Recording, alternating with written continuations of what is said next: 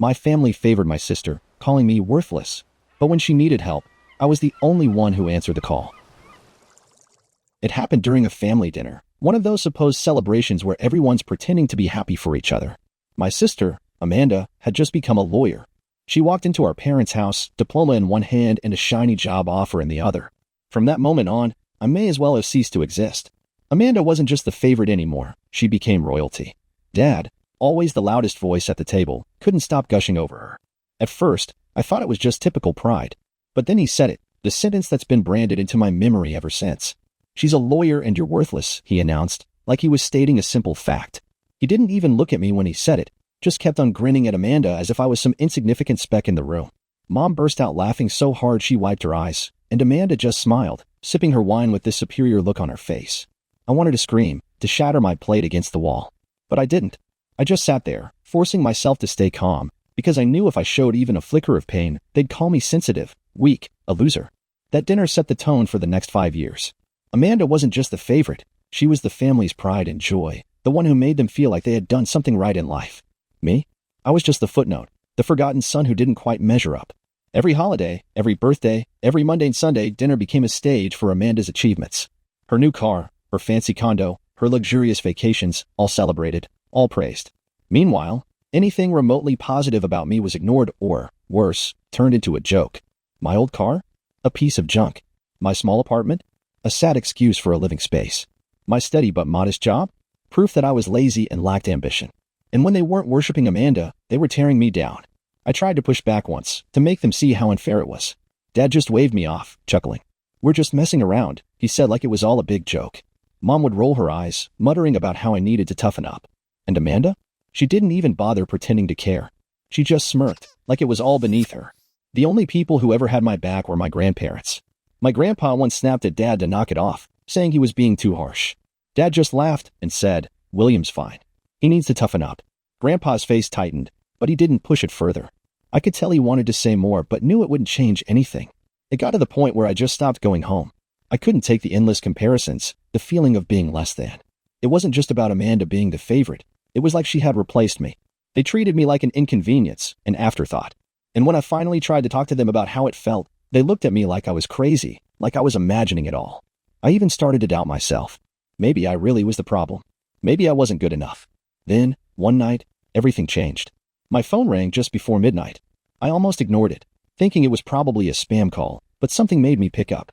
On the other end, I heard a voice I barely recognized, shaky, broken, desperate. It was Amanda. "I need help," she whispered, her voice cracked and hollow. My heart pounded in my chest. I had never heard her sound like that before. Part of me wanted to hang up, to let her deal with whatever mess she had created. After all, she never showed me compassion when I was the one down and out. But curiosity got the better of me. "What's going on?" I asked. And then, Amanda told me something that shattered the image of her perfect life. She had lost her job months ago. The job our parents never stopped bragging about? Gone. She wouldn't tell me why, just kept saying it wasn't fair, that she had been pushed out. I could hear the fear and desperation in her voice, and it made me feel something I hadn't felt in years, pity. When I asked how she'd been surviving, her voice got even quieter. She had burned through her savings, maxed out her credit cards, and even taken out loans. Eventually, she had to swallow her pride and go to her parents for help. They covered her rent, paid her bills, basically funded her entire life while still pretending she was their perfect daughter. But the real kicker? Mom and Dad needed Amanda as much as she needed them.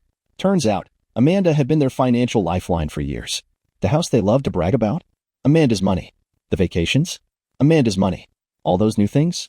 Amanda's money. My parents, who always told me to man up and handle things on my own, had been leaning on Amanda's paycheck the whole time. I didn't know whether to laugh or scream. All I said was, "What do you want from me?" Her voice broke again. "I need somewhere to stay. I've got nowhere else to go." Part of me wanted to hang up, to tell her to deal with it herself like I always had to. But there was something raw and broken in her voice, something that made me hesitate. Maybe I wanted to see how the mighty Amanda handled being knocked off her pedestal. "Fine," I said. "Come over." And just like that, the sister who had always been better than me, who had always been the perfect one, was on her way to crash at my place. I couldn't help but wonder, was this karma? Or was it just the universe reminding me that life doesn't always go the way you plan? One thing was certain, things were about to change. The next morning, I woke up to the sound of knocking. I checked my phone, 6:30 a.m. I dragged myself out of bed, half expecting it to be some delivery I forgot about. But when I opened the door, there she was, Amanda. She looked nothing like the sister I remembered. Her usually flawless hair was messy, her clothes wrinkled, and her eyes were puffy like she hadn't slept in days. The Amanda I knew never left the house without looking like she stepped out of a magazine ad. But now, she looked like someone who'd been dragged through hell and back. She didn't say much, just mumbled a thank you and shuffled past me into the living room. I stood there for a moment, wondering how to react. A part of me wanted to feel triumphant. Finally, the golden child brought down to earth. But looking at her, I couldn't muster that feeling. Instead, I just felt tired. My roommate, Deborah, walked into the room, still in her pajamas. One look at Amanda, and she raised an eyebrow at me. "Your sister?" she whispered. I nodded, and Deborah gave me that look, the one that said, "You're too nice for your own good." Amanda stayed holed up in the guest room for most of the day. I occasionally heard her moving around, but she didn't come out to talk. Deborah shot me glances throughout the day, clearly uncomfortable with the whole situation. I didn't blame her. Amanda's presence felt like a disruption, a reminder of all the times she had acted superior while I was treated like a nobody. By evening, I figured I should at least check if she was okay. I knocked on the door gently. "Hey, you want something to eat?" A muffled, "I'm not hungry," came from inside. I sighed, leaning against the door. "Amanda, you can't just stay in there forever." Silence. Then, finally, the door creaked open. She looked at me, eyes red and tired. "Why are you being nice to me?" she whispered. I shrugged. "You needed help." She looked down as if she couldn't meet my eyes. "I don't deserve it," she muttered. I didn't argue with her. Maybe she was right. After everything she had put me through, it was hard to forget the years of her looking down on me. But seeing her like this, I realized something important. I wasn't doing this for her. I was doing it for myself, to prove that I wasn't like her. I wouldn't kick someone when they were down, no matter how much they might deserve it. Just then, my phone buzzed. It was Mom. I hesitated, but picked up. "William, is Amanda with you?" "Yes," I replied cautiously. "Oh, thank God. We were so worried." Her voice was dripping with fake concern.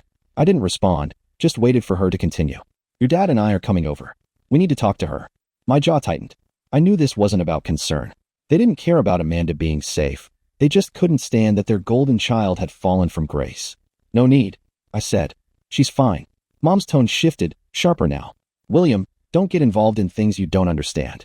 Your sister belongs with us." I took a deep breath, trying to keep my voice calm. "She's an adult. She can decide where she wants to be." Mom scoffed. "She's vulnerable right now. You're just confusing her." Before I could respond, Amanda appeared behind me. "I'm not going back," she said firmly, loud enough for Mom to hear. I turned, surprised by the determination in her eyes. "I'm staying here for now," Amanda continued. "You can't just control me like you always do." Mom went silent, and I could practically feel her brain trying to process this rebellion. Finally, she huffed. "Fine, but we'll talk later." She hung up without saying goodbye. I glanced at Amanda, who seemed to be trembling slightly. "You sure about that?" I asked. She nodded, wiping her eyes. I can't go back there right now." I wanted to ask why. I wanted to know what had finally broken her, but I didn't push it. Instead, I just offered her a seat at the kitchen table and made some tea. We sat in silence, sipping from our mugs, neither of us knowing how to bridge the gap between who we had been and who we were now. Later that evening, Deborah pulled me aside. "Are you sure about this?" she asked, concern etched into her face. "I don't know," I admitted. But I couldn't just leave her out there. Deborah sighed. "I get it. Just don't let her take advantage of you. You know how she is." I knew. Amanda had always been manipulative when it suited her, but this time felt different. I couldn't explain it, but seeing her like that, lost, broken, didn't match the sister who always acted like she was above me. That night, I heard her crying softly through the thin walls. I didn't knock or check on her. Some part of me knew that she needed to process things on her own. The next morning, she emerged from the room, looking a little more put together. "Thanks," she mumbled. "For what?" "For not, rubbing it in." I just nodded. "I'm not like them," I replied simply. She looked at me for a long moment, as if trying to figure out who I had become since she last really looked at me. "I guess I never knew you," she whispered. I didn't respond. Maybe she was right. Maybe neither of us knew each other at all. Just then, my phone buzzed with a text from Mom. "You're making a mistake keeping her there. She needs to be home. You'll regret this." I didn't bother replying. For the first time, I wasn't scared of what they thought. Later that night, Amanda joined Deborah and me in the living room. We watched some old comedy show, and for once, Amanda didn't make snide remarks or act superior. She just sat quietly, occasionally cracking a small smile. I couldn't remember the last time we just existed in the same space without tension. As the credits rolled, Amanda glanced at me. "I'm going to try and fix this," she said. "I don't know how, but I can't keep living the way I was." I didn't know what that meant. but it was the first time I'd heard her admit she needed to change. Maybe, just maybe, Amanda was learning what it felt like to be human. A few days passed, and Amanda stayed mostly in the guest room, venturing out only for meals or a quick cup of coffee. She was like a shadow of her former self, quiet, reserved, and careful not to make any noise. It was unsettling to see her like that, considering she used to dominate every room she entered. One evening, I walked into the kitchen to find Amanda washing dishes. I froze for a second, not sure if I was seeing things right. Amanda? Doing dishes? That was unheard of. She didn't notice me at first, too focused on scrubbing a plate like it held the secrets of the universe. I cleared my throat. Didn't think you knew how to do that, I teased lightly. She looked over her shoulder, a faint smile tugging at her lips. Neither did I, she replied. Turns out, it's not that hard. I joined her, grabbing a towel to dry. We worked in silence for a bit, the only sound being the running water. Finally, she spoke. Why didn't you kick me out? She whispered. I glanced at her, confused. You showed up looking like a zombie. I wasn't just going to leave you out there. She swallowed hard, focusing on a stubborn spot on a bowl. I know I don't deserve it, she said. I stayed quiet, letting her continue. I was awful to you. For years. Always made you feel less. And now, I'm the one who's nothing. Hearing her admit that caught me off guard. Part of me wanted to argue, to say she wasn't nothing. But I couldn't force myself to comfort her, not after everything. Why did you always treat me that way? I finally asked. She hesitated, her hands trembling. Because that's how Mom and Dad treated you, she said quietly. And I thought, if they didn't respect you, then I shouldn't either. I thought it meant I was better. But I see now that I was just scared. Scared of what? She looked at me, her eyes full of guilt. Of being like you. Of being seen as weak. They always put me on a pedestal, and I was terrified of falling off. So I made sure to keep you beneath me. I didn't know what to say. I never thought I'd hear her admit it. For years, I thought she genuinely believed she was superior. Now, I saw that she was just as much a victim of our parents' expectations as I was. Deborah walked in at that moment, stopping short when she saw us working together. Well, this is new, she muttered, giving me a curious glance. I just shrugged. Yeah, weird, right? That night, as we settled on the couch to watch TV, Amanda hesitated before joining us. I motioned for her to sit, and she cautiously took the corner seat. It was strange, like having a guest you didn't really know. Deborah handed her the remote. Your turn to pick, she said, her tone light. Amanda blinked, as if unsure whether it was a trick. I don't know what you guys usually watch. Anything but reality shows, I quipped. She cracked a tiny smile and settled on some crime drama. As the episode played, she seemed to relax, almost melting into the cushions. When it was over, Amanda didn't move right away. I forgot what it's like to just sit and watch TV with people, she admitted. Deborah raised an eyebrow. You didn't do that with Mom and Dad? Amanda shook her head. They always had something to do. Or they wanted me to talk about work. Or they were just busy. I exchanged a look with Deborah, both of us realizing that Amanda had been just as isolated as I had been, only in a different way. The next morning, I found a note on the fridge. Going out to look for jobs. Be back later. Amanda. I couldn't help but feel a tiny spark of pride. The Amanda I knew would never take a job that didn't match her supposed status. But now, she was trying. A few hours later, as Deborah and I were sorting laundry, my phone buzzed. It was Mom. I showed it to Deborah, who gave me a look that said, "Don't answer." I ignored it. A minute later, Dad called. Then Mom again. Finally, a text came through. We need to talk. Amanda is making a mistake. Don't let her ruin her life. I didn't respond. When Amanda returned, she looked exhausted but oddly hopeful. There's a diner a few blocks down. They're looking for servers.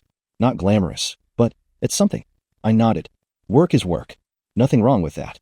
She looked relieved, as if she half expected me to judge her. I need to do something for myself, she admitted.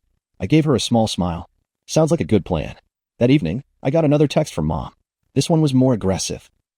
You're letting her throw her life away. You're supposed to be her brother. Bring her home. I showed the message to Amanda, and she just sighed. They still think I'm their perfect little showpiece, she muttered. You don't owe them anything, I reminded her. She looked at me, something like understanding dawning on her face. No, I don't. Later, as we sat down to eat, Amanda hesitated. I don't know if I'll get the job, she admitted. Deborah shrugged. If you don't, you keep looking. You'll find something. The important part is that you're trying. Amanda seemed to take comfort in that. I'm not used to failing, she whispered. I gave her a sympathetic look. Neither were they.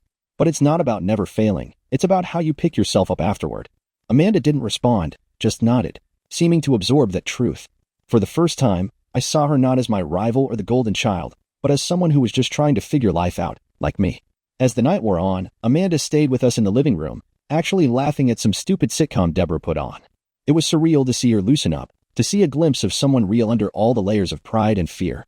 Before bed, Amanda hesitated in the hallway. "Thanks," she said softly. "For what?" "For giving me a chance. I don't think I would have done the same if our roles were reversed." I just shrugged. "Maybe not. But that doesn't mean you can't do better now." She looked at me, almost tearful, but didn't say anything else. Just nodded and headed to her room. That night, I lay in bed thinking about how much had changed. For years, I thought Amanda would always look down on me. But now, she was just my sister, flawed, trying, and maybe finally starting to see that life wasn't as black and white as our parents made it out to be. For the first time, I didn't feel like I was trapped under her shadow. And that felt good. The next morning, Amanda was up early, already dressed and drinking coffee when I walked into the kitchen. She looked more put together, like she was trying to regain some sense of control. "Good news," she said, a small smile breaking through. "The diner called. I got the job." I couldn't help but smile back. "That's great. When do you start?" "Tomorrow morning. It's just a few shifts a week, but it's a start." Deborah, who had just stumbled in looking for cereal, gave her a thumbs up. "Congrats, Amanda. Working is better than not working." For the first time in a long while, Amanda looked genuinely happy. I could see a spark in her eyes, like she was finding herself in the small victories. But just as the mood started to lighten, my phone buzzed. "Mom," again. Amanda glanced at the screen and sighed. "They're not going to let it go, are they?" I shook my head. "Probably not. They don't like losing control." Amanda looked down at her coffee cup, twisting it in her hands. I used to think their control meant they loved me more. But it wasn't love, it was just possession. That statement hit me harder than I expected. For years, I had thought Amanda thrived on their attention. Hearing her say that made me realize just how much we both had been manipulated, just in different ways. Just then, the doorbell rang. I didn't need to guess who it was. Amanda tensed, and Deborah shot me a look that said, "Want me to stay?" I nodded, and she moved to the living room to keep an eye on things. I opened the door, and there they were, Mom and Dad. Mom pushed past me immediately, heading straight for Amanda. "Why are you working at a diner?" Mom demanded, like Amanda had just confessed to a crime. Amanda didn't look at her, just kept her eyes on the coffee cup. "I need to support myself," she mumbled. Dad scoffed. "You're too good for that. Come home. We'll figure something out. You don't need to humiliate yourself." I couldn't help but speak up. "Working isn't humiliating. Everyone has to start somewhere." Dad crossed his arms, clearly getting frustrated. "That's ridiculous. You're throwing away your future. You had it made, good job, good reputation. Now you're just working at a diner." Amanda looked at him, and for the first time, I saw fire in her eyes. "Yeah, I am. Because I lost that job, Dad. And instead of helping me rebuild, you just pretended everything was still perfect. You wanted me to keep up the illusion for your sake." Mom spun around, glaring at me, her face flushed with anger. "Stay out of this, William. You've poisoned her mind with your bitterness. She was fine before she moved in with you." I raised my eyebrows, barely able to hold back my frustration. Poisoned her mind? I didn't do anything but let her crash here when she had nowhere else to go. Dad stepped forward, his voice booming. "You've always been jealous of her success. Now you're dragging her down to your level, working at a diner, living like a failure. This isn't who she's supposed to be." Amanda's hands were trembling, but she stood up, stepping between us. "Stop it. I'm not being dragged down. I'm finally learning to stand on my own. You two just can't handle that I'm not your perfect little daughter anymore." Mom's face twisted in disbelief. "You're supposed to be better than this, Amanda. Why can't you see how he's manipulating you?" Amanda snapped. "No, I'm not being manipulated. For once, I'm making choices for myself. And if you can't respect that, then maybe it's you who has the problem, not me." The silence that followed was thick and heavy. Mom looked like she had been slapped, while Dad just shook his head, muttering under his breath. I glanced at Amanda, proud of her for finally pushing back. I couldn't stay quiet anymore. She's not making excuses. She's finally being honest. You both pushed her to be perfect so you could brag about her. When she couldn't keep it up, you blamed her instead of helping. Dad glared at me, but I didn't flinch. "You never pushed her to be perfect. You just expected it," I continued. "And when she failed, you didn't support her. You just tried to cover it up." Mom wiped her eyes. "We thought we were helping. We didn't want people to think she wasn't succeeding." Amanda scoffed. "You didn't want to think it yourselves. You never really cared about how I felt, just how it looked."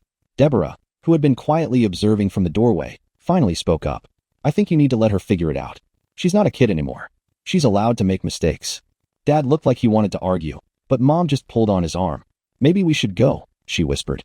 He hesitated, then nodded, shooting Amanda one last disapproving look before they left. The silence after they were gone was thick. Amanda sank onto the couch, her hands shaking. "I never thought I'd be able to say that," she whispered. I sat down next to her. "You did good." She looked at me, still unsure. Why did it take so long for me to see it? that they were just using me to feel good about themselves. I didn't have an easy answer. Maybe because when you're the favorite, you don't realize how much pressure that really is. You think it's love. You don't see the strings attached. Amanda nodded slowly. All those years I thought I was better than you. I wasn't. I was just more useful to them. It was brutal honesty, but I respected it. Now you know. And now you can choose to do things differently. We spent the rest of the evening in a strange calm, as if a storm had finally passed. Deborah made dinner, and Amanda actually offered to help, chopping vegetables awkwardly but determined to contribute. Later, as we sat down to eat, Amanda looked up. "I'm sorry," she said, her voice trembling. "For what?" I asked. "For looking down on you. For not seeing how strong you were. I thought I was the successful one. But you never gave up on being yourself, even when they treated you like dirt." I didn't know how to respond. I had spent years wishing for an apology, but now that I had it, it didn't feel like victory. It just felt sad. "You just did what they wanted you to do," I said. "I guess I can't really blame you for that." Amanda looked at me with something like gratitude. "I'm going to make it up to you. I don't know how, but I'll figure it out." That night, I lay in bed thinking about how much had changed in just a few days. Amanda wasn't the perfect sister anymore. She was just a person trying to rebuild her life. And for the first time, I didn't feel like I was in her shadow. Maybe we both had been living in the shadow of our parents' expectations. But now, we had a chance to be more than that. A few days passed, and Amanda seemed to settle into a routine. She started her shifts at the diner, and every evening she would come back looking exhausted but almost content. It was a far cry from the high-maintenance lawyer sister I used to know. One evening, after a particularly long day, Amanda came back carrying a takeout bag from the diner. She placed it on the table and gave me a small, hesitant smile. "Brought dinner," she said. Deborah peeked out from the living room. "Is this peace offering food?" Amanda chuckled lightly. "Maybe. Or just me saying thanks. Either way, it's burgers and fries." Deborah grinned. "I accept." As we ate, Amanda started talking about her day. It was surreal to hear her discuss serving tables, learning to balance plates, and dealing with rude customers. "I actually messed up an order today," she admitted, a little embarrassed. "What happened?" I asked. "Well, I mixed up a BLT and a grilled cheese, and the customer got all huffy. I just apologized and fixed it, but I could feel everyone staring at me. I thought I'd get fired." Deborah smirked. "That's nothing. My first job was at a coffee shop, and I once handed a guy a cup of just steamed milk because I forgot the espresso." Amanda snorted, actually laughing. "Okay, that's pretty bad." It was the most relaxed I'd seen her in years. No pressure to be perfect, no expectations. Just Amanda being human. Later that evening, as we were cleaning up, Amanda spoke quietly. "Do you ever think about forgiving them?" I glanced at her, surprised. "Our parents. Yeah, I know they're impossible. But part of me still wants to fix things. Like, maybe if I just try harder, they'll finally see me for who I am, not just what I can do for them." I sighed, drying the dishes. I used to think that way. Spent years trying to prove I wasn't just the screw-up son. But I realized something they're never going to change. They don't see people, they see usefulness. You were useful to them, so they put you on a pedestal. I wasn't, so they pushed me down. Now that you're not useful, they're panicking. Amanda looked down, her hands twisting nervously. "It just hurts," she whispered. "I always thought being successful meant they loved me more. I thought I was doing everything right, getting the best grades, and landing the perfect job. I didn't realize I was just performing for them." I stayed quiet, letting her unravel the truth. "I remember this one time. I got second place in a debate competition. I was so proud. But Dad just looked at me and said, 'Why didn't you win?' I laughed it off then, but it crushed me. I spent years trying to be first because I thought that was the only way they'd be proud of me." She wiped at her eyes, embarrassed. "I guess I never stopped trying to be what they wanted. Now I don't even know who I am without their approval." I put a hand on her shoulder. "That's what you're figuring out now. And it's okay to not know right away. You don't have to be perfect. You just have to be real." She gave me a shaky smile, finally allowing herself to feel the weight of her own expectations. She glanced at me, her expression pained. "Why didn't you hate me?" I shrugged. "I did, sometimes. But I also knew you didn't really see it. You thought you were doing what you were supposed to do. Plus, you're still my sister." Amanda wiped her eyes quickly, trying to hide the tears. "I'm going to therapy tomorrow," she said abruptly. I raised an eyebrow. "Really?" "Yeah. I realized I have no idea who I am without their approval. I need to figure that out." I couldn't help but feel a surge of pride. "That's a good idea. It's not easy, but it's worth it." She gave a small, wobbly smile. "Maybe I'll finally get to know the real me. The one who doesn't have to be perfect." "That's a good person to meet," I replied. The next day, as she headed out for her shift, she looked more confident, like carrying her own weight. Even if it was just in a small way, made her feel stronger. As she left, Deborah came over and nudged me. "She's really trying," Deborah noted. Yeah, I didn't think she had it in her. Deborah smiled, looking thoughtful. You know, when you're used to being on top, falling down hurts a lot more. But she's handling it. I nodded. For once, I think she's actually seeing the world without the safety net. That evening, Amanda came back, looking more thoughtful than usual. I talked to the therapist, she said quietly. And she said I've been living my life as a mirror, reflecting what they wanted to see, not who I actually am. That makes sense, I replied. Amanda hesitated. I don't know who I am without them telling me. It's scary. I put a hand on her shoulder. Figuring that out is the hard part. But you don't have to do it alone. We spent the rest of the evening just hanging out. No pressure. No guilt. Amanda even made an effort to cook dinner, though she nearly burned the pasta. Deborah just laughed, taking over and showing her how to properly boil water without overflowing. For the first time, it felt like we were siblings, not competitors. That night, Amanda knocked on my bedroom door. Hey, she said awkwardly. What's up? I wanted to say thank you for giving me a chance. I know I messed up a lot. I know I hurt you, but you didn't have to help me, and you did. I'm grateful. I just nodded. I didn't do it for you, you know? I did it because it was the right thing to do. I didn't want to become like them, pushing someone down when they're already hurting. She looked at me, really looked at me, and I could see the weight of guilt and regret finally lifting. I want to do better, she said, her voice steady. Then do it. One step at a time. As she walked back to her room, I realized that we were finally seeing each other as real people, not just siblings stuck in the roles our parents assigned us. Maybe it wasn't a perfect resolution, but it was a start. For the first time, I felt like we were moving forward together as equals, not rivals. And that felt better than any apology. 2 weeks passed, and things started to feel normal. Amanda settled into her routine at the diner, and I could see her confidence growing bit by bit. Every night, she'd come back with little stories, some rude customer, a coworker who made her laugh, or how she messed up an order but fixed it before anyone noticed. It wasn't glamorous, but it was real. One evening, as we sat around the dinner table, Amanda seemed thoughtful. I never realized how exhausting it is to work like this, she admitted. Deborah smirked. Welcome to the real world. Amanda laughed softly. Yeah, the real world kind of sucks sometimes. I couldn't help but grin. At least you're doing it. That's what matters. Amanda nodded, and I could see something different in her, like she was finally proud of herself, even if it wasn't the kind of success she was used to. Later that night, as we were winding down, Amanda got a phone call.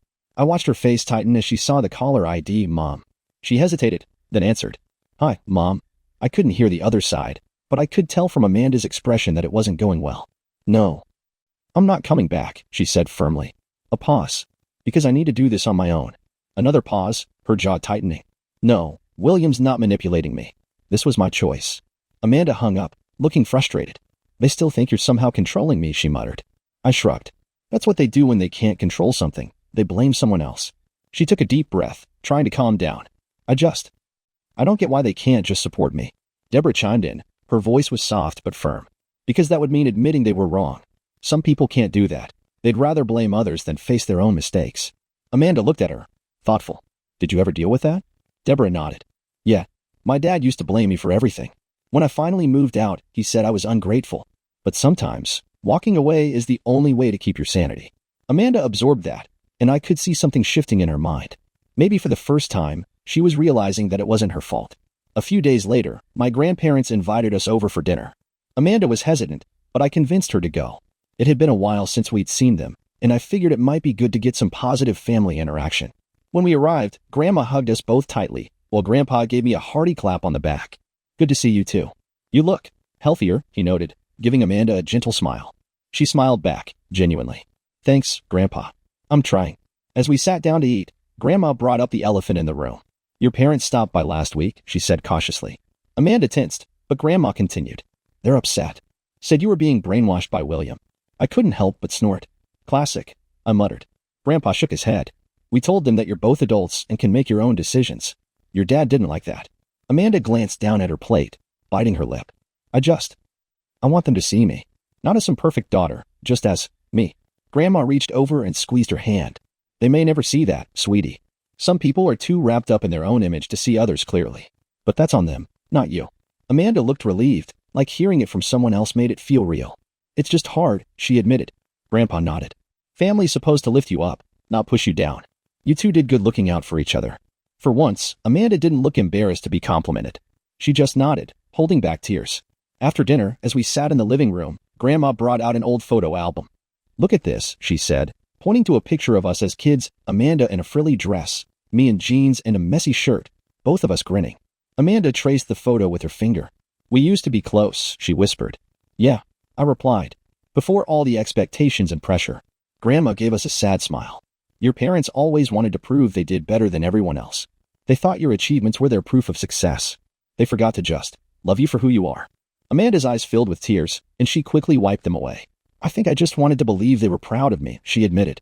Grandpa leaned forward, his eyes sharp and unwavering.